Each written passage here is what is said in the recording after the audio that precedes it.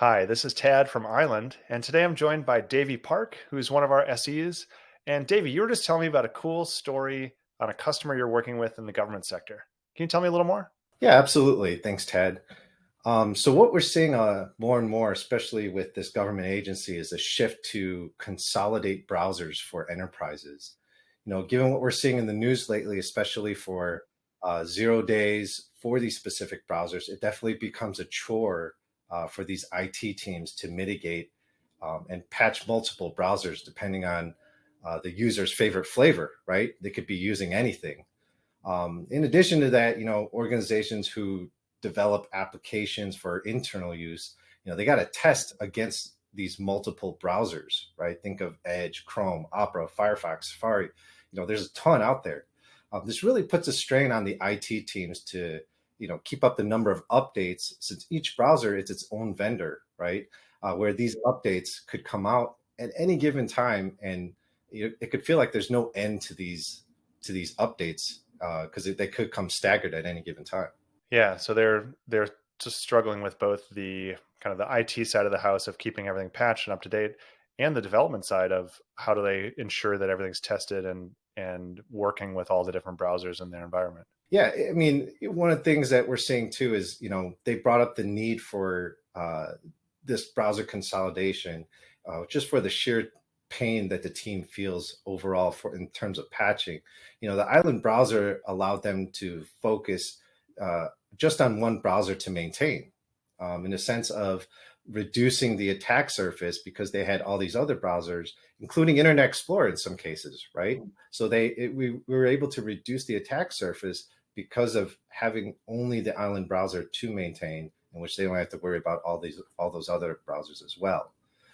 Some of the things that they were taking advantage of because of the island browser is the built-in security that comes with it, right?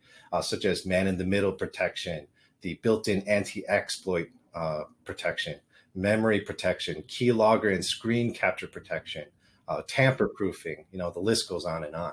So by consolidating, they've simplified their operations and they've actually provided their users with a more secure browser environment that's easier to manage ultimately. One of the last things too, on top of, in addition to the built-in security to protect the browser, the government agencies saw the value of creating data and application boundaries for applications that handle PII information. In other words, if data can't spill beyond the application as well as the browser itself, why do they need something like an ICAP network DLP deployment?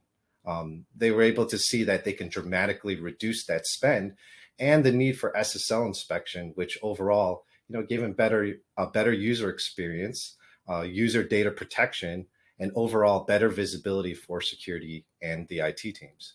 That's great. I've been hearing about that a lot from talking with other folks, that this idea that now that all of our work has shifted into the browser, if we can use the browser as that control layer, like you said, it really simplifies a lot of those other tasks, because as long as nothing ever leaves the browser, then that really simplifies our job of protecting and securing that data. Exactly. It's definitely a different approach to DLP because if we think about how, in a traditional sense, how DLP worked, it was mostly on content.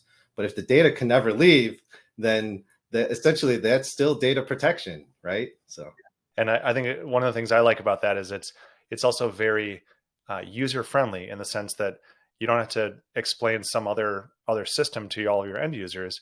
It's just, hey, do your work in the browser, and now you're protected. The data is protected, and there's not another new system to learn how to interact with. Another aspect that sometimes gets overlooked is that while of course there's plenty of browsers out there, most of them are free. Those free browsers don't really come with any sort of enterprise level support. There's no one you can call if you have a question or an issue with the browser.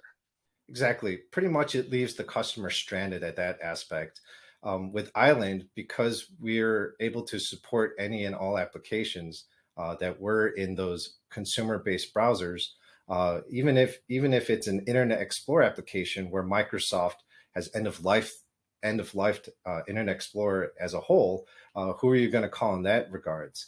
In our case, we provide the value of supporting those Internet Explorer applications, including things like Silverlight, where we have a customer that has a Silverlight application where they're using Island to help reduce the attack surface and support the application in case it doesn't render in any other browser.